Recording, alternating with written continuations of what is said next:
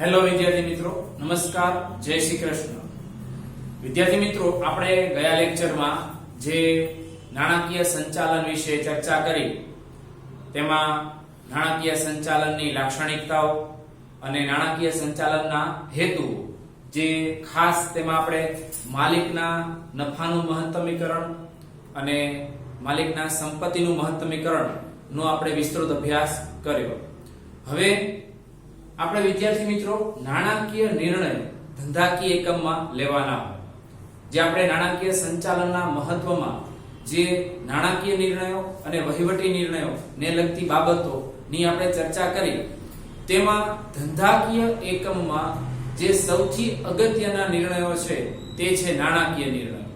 તો નાણાકીય સંચાલન આવા કયા કયા નાણાકીય નિર્ણયો લેવામાં મદદરૂપ થાય છે, એવા 3 પ્રકારના જુદા જુદા પ્રશ્નો સામે નિર્ણયો લેવા પડે તો એ પ્રકારના ત્રણેય નિર્ણયોનો આપણે અહીં વિસ્તૃત અભ્યાસ કરવાનો છે. વિદ્યાર્થી મિત્રો, નાણાકીય નિર્ણયો એ 3 પ્રકારના છે.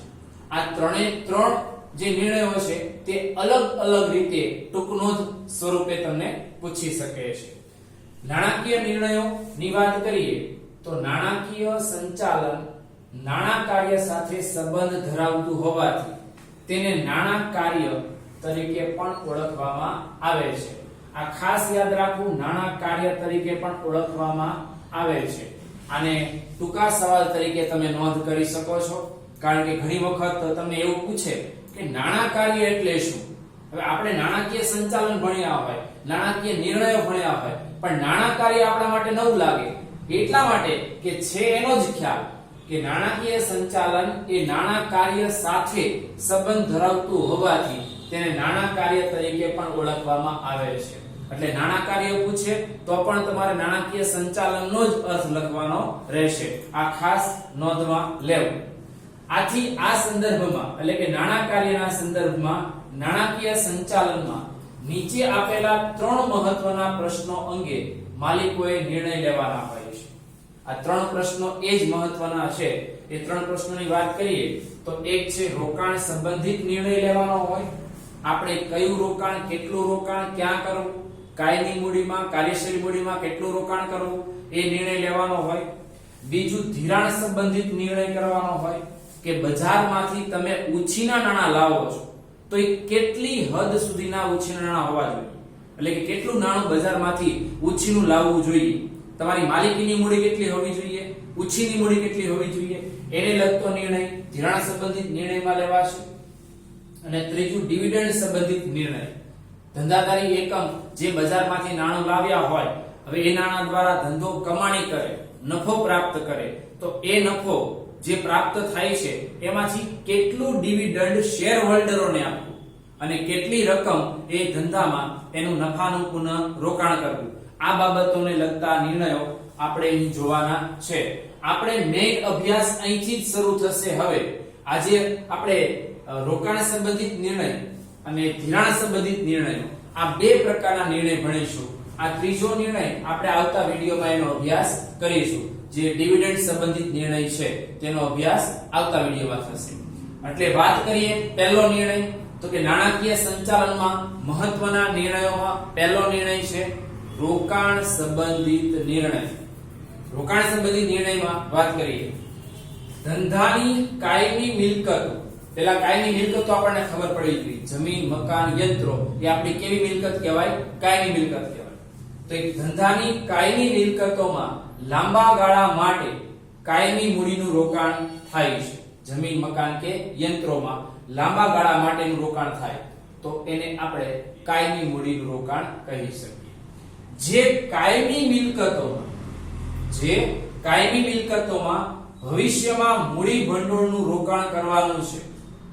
ફરીવાર કહું છું, જે કાયમી મિલકતોમાં ભવિષ્યમાં એટલે કે હવે પછી એમાં મૂડી રોકાણ કરવાનું છે, તે મિલકતોની પસંદગી કરવાની અત્યારથી અને તેમાં રોકાણ અંગેનો નિર્ણય નાણાકીય સંચાલકે લેવા પડે. અત્યારે તમારી પાસે કાયમી મિલકતો છે, હવે ભવિષ્યમાં પણ તમારે કેટલીક કાયમી મિલકતો ખરીદવાની થશે, તો એ કાયમી મિલકતો કેવી ખરીદવી, કેટલા પ્રમાણમાં ખરીદવી, એને લગતો નિર્ણય નાણાકીય સંચાલકોએ લેવા પડે છે. એ રોકાણ અંગેના નિર્ણયને એટલે મૂડી બજેટિંગ પણ કહે છે. આ પણ નોંધ કરજો. આ ટૂંકા સવાલ તરીકે તમને પૂછી શકે કે રોકાણ અંગેના નિર્ણયને મૂડી બજેટિંગ પણ કહી શકે છે.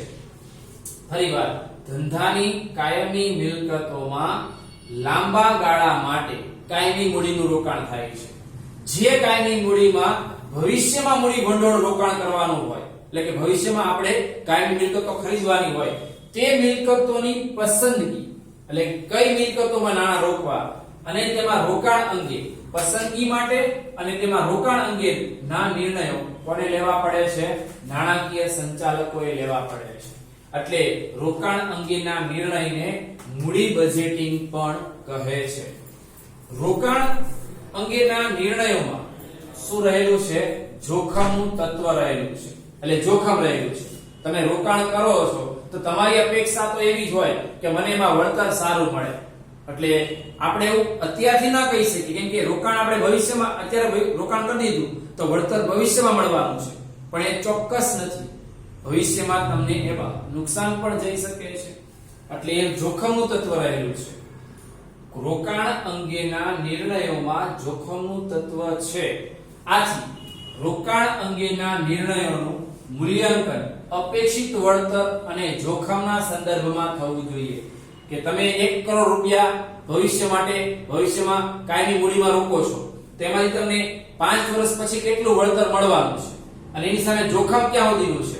ધારો કે 1 કરોડ રૂપિયાનું તમે રોકાણ કરો છો તો એની સામે તમને અપેક્ષિત વળતર માની લો કે 2 કરોડ રૂપિયા ટોટલ મળે છે 5 વર્ષ પછી, અને એની સામે જોખમ તમને તો 50 લાખનું છે, તો આ રોકાણ કરી શકાય. પણ ધારો કે તમને અપેક્ષિત વળતર 1 કરોડ હોય અને એમાં અપેક્ષિત જોખમ 2 કરોડનું હોય તો એ રોકાણ કરી શકાતું નથી. એટલે વિદ્યાર્થી મિત્રો, આવા પ્રકારના જે રોકાણો ભવિષ્યમાં કરવાના હોય તો એવા રોકાણો કરવા માટે પહેલા નાણાકીય સંચાલકે આ અપેક્ષિત વળતર એમાંથી કેટલું મળશે અને જોખમના સંદર્ભમાં એ જોખમ કેટલું હશે એ બંનેને ધ્યાનમાં લઈને તેમાં રોકાણ કરવું જોઈએ.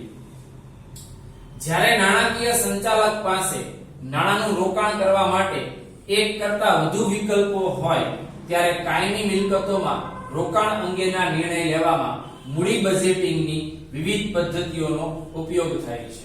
એટલે તમારી પાસે 1 કરોડ રૂપિયા છે અને તમારી સામે ઘણા બધા ઓપ્શન છે અથવા વિકલ્પો છે કે ભાઈ આ 4 જગ્યાએ તમે 1 કરોડ રૂપિયા રોકી શકો છો અને ચારેયમાંથી તમે સારી કમાણી કરી શકો એમ છો, તો એ 4 માંથી બેસ્ટ કયું છે એમાં રોકાણ કરી શકાય. તો એના માટે મૂડી બજેટિંગની વિવિધ પદ્ધતિઓ ના આધારે એ નિર્ણય લેવામાં આવે. આ મૂડી બજેટિંગની પદ્ધતિઓ આપણને 3 જેટલી આપેલી છે, જેમાં એક છે પરત આપ પદ્ધતિ, બીજી વળતરના દરની પદ્ધતિ અને ત્રીજી છે વટાવેલ રોકડ પ્રવાહની પદ્ધતિ. આ પણ તમને ટૂંકા સવાલ તરીકે પૂછી શકે કે રોકાણ સંબંધિત નિર્ણય લેવા માટે કઈ પદ્ધતિઓ ઉપયોગી છે. તો પરત આપ પદ્ધતિ, વળતરના દરની પદ્ધતિ, વટાવેલ રોકડ પ્રવાહની પદ્ધતિ.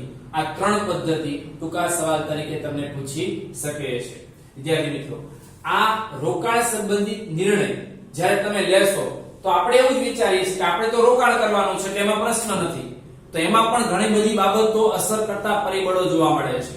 રોકાણ કરતી વખતે લાંબા ગાળાનું, ટૂંકા ગાળાનું જે કંઈ પણ રોકાણ કરો એ સમયે એમાં પણ ઘણા બધા પરિબળો અસર કરે છે. તો અહીંયા એ રોકાણ અંગેના નિર્ણયને કયા પરિબળો અસર કરી શકે છે અહીંયા એનું લિસ્ટ આપેલું છે. સૌથી પહેલું કુલ મૂડીની જરૂરિયાત. તમારી મૂડીની જરૂરિયાત વધારે હોય ધંધાને તો તમે રોકાણ કરી શકવાના નથી. બીજું, રોકાણમાંથી ભવિષ્યમાં મળવાપાત્ર અંદાજિત વળતરનો દર અને નફાકારકતા. જો વળતરનો દર નીચો હોય, નફાકારકતા નીચી હોય તો તમે રોકાણ કરી શકતા નથી. પહેલા આ બેને ખાસ ચેક કરવું પડે કે વળતર તમને પૂરેપૂરું મળે એમ છે અથવા ધંધામાં નફાનું એનાથી લાભ થઈ શકે એમ છે, તો જ તેમાં રોકાણ કરાશે. રોકાણમાંથી મળવાપાત્ર અંદાજિત ચોખ્ખો રોકડ પ્રવાહ. રોકડ પ્રવાહ ઓછો હશે તો પણ રોકાણ કરી શકાતું નથી. રોકાણમાં જોખમનું તત્વ વધારે હોય. જોખમ તો છે પણ બહુ વધારે પડતું જોખમ હોય તો ત્યાં રોકાણ કરી શકાતું નથી, ભલે તમારી પાસે રૂપિયા પડ્યા હોય. પાંચમું, રોકાણ કર્યા પછી કાર્યશીલ મૂડીની જરૂરિયાત વધી જાય. ધારો કે તમે 1 કરોડ રૂપિયા તમારા પાસે પડ્યા હતા, તમે એ રોકી દીધા કાયમી મૂડીમાં. હવે તમારે કાર્યશીલ મૂડીની જરૂર પડે તો એવા સંજોગોમાં તમારે કાયમી મિલકતોમાં વેચાણ કરવું પડે અથવા એમાં ભંગાણ કરવું પડે. એના કરતા પહેલા આ બધી બાબતોને વિચાર કરી લેવો જોઈએ, અથવા તો કાર્યશીલ મૂડીની બહુ જરૂર વધારે જ હોય તો એવા સંજોગોમાં કાયમી મિલકતોમાં રોકાણ કરી શકાતું નથી. ઘણા ધંધા એવા હોય કે જેમાં કાર્યશીલ મૂડીની જરૂર વધારે હોય, કાયમી મૂડીની જરૂર ઓછી હોય, તો ત્યાં આ વસ્તુ શક્ય નહીં બને. રોકાણની આર્થિક ઉપયોગિતા અને તેનું અંદાજિત આયુષ્ય પણ નક્કી કરે છે. જો અંદાજિત આયુષ્યનું બહુ લાંબુ હોય, વળતર તમને બહુ લાંબા ગાળે મળે એમ હોય તો એમાં રોકાણ કરવું હિતાવહ નથી. નજીકના જ ભવિષ્યમાં તમને એનો પૂરતો લાભ મળતો હોય, વળતર મળતું હોય તો તમે એમાં રોકાણ કરી શકો છો. એટલે એનો સમયગાળો પણ જોઈ લેવો જરૂરી છે. વિદ્યાર્થી મિત્રો, સાતમું, રોકાણનું મહત્વ એ જાણી લેવું પડે. મૂડીની માપબંધી કેટલી છે એ જાણી લેવું પડે. ભવિષ્યમાં કમાણીની નિશ્ચિતતા કે અનિશ્ચિતતા કેટલી છે એ પણ જાણી લેવું પડે કે જેના આધારે સંચાલકો કે ધંધાના માલિકો કે નાણાકીય સંચાલકો જ્યારે પણ કાયમી મિલકતોમાં રોકાણ કરે ત્યારે આ પરિબળોને ખાસ એને નોંધવા પડે, અને આ પરિબળોને નોંધીને જ તેના આધારે જ એને રોકાણ કરવું જોઈએ કે રોકાણ ન કરવું જોઈએ તે નિર્ણય લેવો પડે. એટલે આ બાબત ખાસ મહત્વનો નિર્ણય છે જે દરેક નાણાકીય સંચાલકે લેવાનો રહે છે. બીજો નિર્ણય આવો જ છે, એ છે ધિરાણ સંબંધિત નિર્ણય. હવે ધંધાદારી કોઈ પણ પેઢી હોય એ ધંધામાં ઉતાર ચઢાવ આવતા રહેતા હોય તેવા સંજોગોમાં એ પરિસ્થિતિમાં નાણાંની પણ જરૂરિયાત વધારે ઓછી રહેતી હોય છે. તો એ બાબતોને લગતો નિર્ણય છે ધિરાણ સંબંધિત નિર્ણય. રોકાણ અંગેના નિર્ણયો એ કંપનીની મિલકતો સાથે સંકળાયેલા હતા. એટલે અહીંયા જે છે રોકાણ સંબંધિત નિર્ણય એ મિલકત સાથે સંકળાયેલા હતા, જ્યારે ધિરાણ સંબંધિત નિર્ણયો મૂડી માળખા સાથે સંકળાયેલા છે. કોની સાથે? મૂડી માળખા સાથે. ધંધાકીય એકમની અંદર જે કુલ મૂડી છે, ઉછીની મૂડી અને માલિકીની મૂડીનું પ્રમાણ, એને મૂડી માળખું કહેવાય. ઉછીની મૂડી અને માલિકીની મૂડી બંનેના સમન્વયને શું કહેવાય? મૂડી માળખું. એ મૂડી માળખા સાથે સંબંધિત છે. તો પહેલા આપણે એની વાત કરીશું. કંપનીનું મૂડી માળખું 4 બાબતોનું બનેલું હોય. એક તો ઇક્વિટી શેર, એટલે કે માત્ર ઇક્વિટી શેર જ બહાર પાડ્યા હોય. બીજું ઇક્વિટી શેર અને પ્રેફરન્સ શેર, કાં તો ઇક્વિટી શેર અને પ્રેફરન્સ શેર બંને હોય. ત્રીજું ઇક્વિટી શેર હોય, ડિબેન્ચર પણ હોય. પ્રેફરન્સ શેર ન હોય, ઇક્વિટી શેર હોય ને ડિબેન્ચર હોય. આ ડિબેન્ચર એ દેવું થયું. ડિબેન્ચર એ કંપનીનું શું થયું? દેવું. આ માલિકીના શેર કહેવાય, આ ઉછીના નાણાં કહેવાય. એટલે ઇક્વિટી શેર અને ડિબેન્ચર નું હોય. ત્યારે ચોથું ઇક્વિટી શેર પણ હોય, પ્રેફરન્સ શેર પણ હોય અને દેવાનું બનેલું હોય. એટલે કે આમાં 2 બાબતો દેવા સાથે સંકળાયેલી છે, 2 બાબતો માલિકી હક સાથે સંકળાયેલી છે. એટલે આ ધિરાણ સંબંધિત નિર્ણય એ મૂડી માળખા સાથે બંધ બેસે છે. મૂડી માળખું એ શું છે? તો મૂડી માળખું એ માલિકીની મૂડી અને દેવાનું શું છે? મિશ્રણ છે. માલિકીની મૂડી અને દેવાનું મિશ્રણ. કે તમારી પાસે ધંધામાં હાલ 5 કરોડ રૂપિયાની ટોટલ વેલ્યુએશન છે, કુલ મૂડી છે. તેમાં 3 કરોડ તમારી માલિકીના છે, 2 કરોડ તમે ઉછીને લાવેલા છે. તો તમારું કુલ મૂડી માળખું 5 કરોડનું થયું કહેવાય. જેમાં બાપ બજારમાંથી લાવેલું મૂડી કેટલી? 2 કરોડ. માલિકીની મૂડી કેટલી? 3 કરોડ. નાણાકીય સંચાલનને મૂડી માળખામાં ઇક્વિટી મૂડી અને દેવાનું પ્રમાણ કેટલું રાખવું તે અંગે નિર્ણય લેવાનો હોય છે. નાણાકીય સંચાલન એટલે કે આપણે જે ભણીએ છીએ નાણાકીય સંચાલન, એ નાણાકીય સંચાલનને પહેલો નિર્ણય આ ધ્યાનમાં લેવાનો. બીજો નિર્ણય એ જોવાનો છે કે બજારમાં આપણી મિલકતો છે આપણી પાસે, એ મુજબ આપણે કેટલી મૂડી આપણી પોતાની માલિકીની લાવવી જોઈએ ધંધો કરવા માટે, અને કેટલી મૂડી બજારમાંથી ઉછીની લાવવી જોઈએ. એનું પ્રમાણ કેટલું રાખવું એ નક્કી કરવું પડે. 50-50% રાખવું કે 60% માલિકીની 40% ઉછીની, કે 50% માલિકીની 50% ઉછીની, 70% માલિકીની કે 30% ઉછીની. જો આ રીતનું જે પ્રમાણ નક્કી થાય એ નાણાકીય સંચાલકે એનો નિર્ણય લેવાનો હોય કે આપણું મૂડી માળખું આપણે કેટલું રાખવું, 50-50% નું રાખવું કે 60-40 નું રાખવું વગેરે નક્કી કરવું પડે માલિકીની મૂડી અને દેવાનું પ્રમાણ. મૂડી માળખામાં ઇક્વિટી મૂડી અને દેવા વચ્ચે સમતુલા જરૂરી છે. બંને લેવલ જાળવવી જરૂરી છે. જો માલિકીની મૂડી કરતા દેવું વધી જશે તો કંપનીની આર્થિક હાલત ખરાબ થઈ શકે. એટલે બને ત્યાં સુધી કંપનીની જેટલી માલિકીની મૂડી હોય એટલું જ તમારે ઊંચીની મૂડી લાવવી. એટલે કે 50-50% વધીને અહીં સુધી તમે ઊંચીની મૂડી લાવી શકો. એના કરતા વધે કે 60% ઊંચીની મૂડી અને 40% માલિકીની મૂડી તો એ કંપનીની હાલત ખરાબ થઈ શકે છે આર્થિક દ્રષ્ટિએ. ઇક્વિટી મૂડી અને દેવાનું યોગ્ય પ્રમાણ ધરાવતા મૂડી માળખાને ઇષ્ટતમ મૂડી માળખું કહે છે. આ પણ એસક્યુ છે, ખાસ નોંધ કરી લેજો. ઇક્વિટી મૂડી અને દેવાનું યોગ્ય પ્રમાણ ધરાવતા મૂડી માળખાને શું કહેવાય? ઇષ્ટતમ મૂડી માળખું. જે કંપની બજારમાં લાંબો સમયથી ટકેલી હશે એનો મેઇન પર્પઝ એ હશે કે એમાં દેવાનું પ્રમાણ ઓછું હશે, માલિકીની મૂડી કેવી હશે? વધારે હશે. ઇષ્ટતમ મૂડી માળખું ઓછું જોખમી અને કેવું વળતર આપે છે? વધુ વળતર આપે છે. એટલે મોટા ભાગે ધંધાદારી પેઢી માલિકીની મૂડી વધારે રાખે અને ઓછીની મૂડી ઓછી રાખે. અહીંયા આ ધિરાણ સંબંધિત નિર્ણયો જે નાણાકીય સંચાલકે લેવાના છે એમાં દેવું કેટલું રાખવું અને માલિકીની મૂડી કેટલી રાખવી એનો નિર્ણય લેતી વખતે પણ એને આ બે પરિબળો ધ્યાનમાં લેવાના છે. જે ધિરાણ અંગેના નિર્ણયને અસર કરતા પરિબળો છે એ બે પરિબળો છે. એક છે આંતરિક પરિબળ અને બીજું છે બાહ્ય પરિબળ. આંતરિક પરિબળની વાત કરીએ તો આંતરિક પરિબળમાં ધંધાનો પ્રકાર, એનું સ્વરૂપ, ધંધાનું કદ, ધંધાનો વિકાસ, નાણાંની જરૂરિયાત કેટલી છે, મિલકતોનું સ્વરૂપ અને મિલકતોની જરૂરિયાત અને સંચાલકોનું વલણ, આ બાબતોને ખાસ ધ્યાનમાં લેવા પડે જ્યારે ધંધાની અંદરની વાત થાય છે. આંતરિક પરિબળો કેટલા તમને અસર કરી શકે કે જ્યારે પણ તમે ધિરાણ સંબંધિત નિર્ણય લેવાના હોય ત્યારે તમારે ઊંચીની મૂડી વધારવાની હોય તો આ બધા જ પરિબળોને ધ્યાનમાં લઈને એના આધારે નિર્ણય લેવાનો છે. જ્યારે બાહ્ય પરિબળોમાં તમારે કઈ બાબતો ધ્યાનમાં લેવાની અથવા તો એનો અભ્યાસ કરીને પછી તમારે મૂડી માળખું તૈયાર કરવાનું, તો બાહ્ય પરિબળોમાં છે બજાર, મૂડી બજારની પરિસ્થિતિ, હાલનું બજાર કેવું છે, જામીનગીરીઓ બહાર પાડવાનો ખર્ચ અત્યારે કેટલો થાય છે, વધારે છે કે ઓછો છે. જામીનગીરીઓ બહાર પાડવાનો ખર્ચ એટલે તમે ઇક્વિટી શેર બહાર પાડો, ડિબેન્ચર બહાર પાડો, પ્રેફરન્સ શેર બહાર પાડો, બોન્ડ બહાર પાડો, આવી કોઈ પણ જામીનગીરી બહાર પાડો તો એની પાછળ જે ખર્ચ થતો હોય ને એને કહેવાય જામીનગીરી બહાર પાડવાનો ખર્ચ. રોકાણકારોનું વલણ કેવું છે, એ તમને નાણાં આપી શકે એમ છે કે નહીં, આપવાનું વલણ ધરાવે છે કે નહીં એની તપાસ કરવી પડે. બજારમાં પ્રવર્તમાન વ્યાજનો દર કેવો છે, કાયદાકીય નિયંત્રણો કેવા છે, સંસ્થાકીય રોકાણકારો કેટલા તૈયાર છે, આ બધી બાબતો બજારની છે જે બાહ્ય પરિબળો પર અસર કરે. જો આ બધી બાબતો હકારાત્મક હોય તો તમે ઊંચીની મૂડી લઈ શકો છો અને માલિકીની મૂડી ઊંચી રાખી શકો. પણ આ બધી બાબતો જો નકારાત્મક હોય તો બને એટલા પ્રમાણમાં માલિકીની મૂડી જ તમારે વધારે રાખવી પડશે.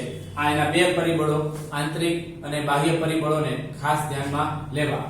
આમ વિદ્યાર્થી મિત્રો, અહીંયા આપણે બે પ્રકારના નિર્ણયોની ચર્ચા કરી. એક રોકાણ સંબંધિત નિર્ણયો, બીજું ધિરાણ સંબંધિત નિર્ણયો. હજી આપણે એક ભણવાનું બાકી છે, ત્રીજું ડિવિડન્ડ સંબંધિત નિર્ણયો. વિદ્યાર્થી મિત્રો, આ પણ 3 ગુણમાં પૂછી શકે અને આ પણ તમને 3 ગુણમાં પૂછી શકે છે. ખાસ ધ્યાનમાં લેવું. અને આ નંબર 3 જે ડિવિડન્ડ સંબંધિત નિર્ણય છે એ પણ તમને 3 ગુણમાં પૂછી શકે છે, જે આપણે આવતા વિડીયોમાં એનો વિસ્તૃત અભ્યાસ કરીશું.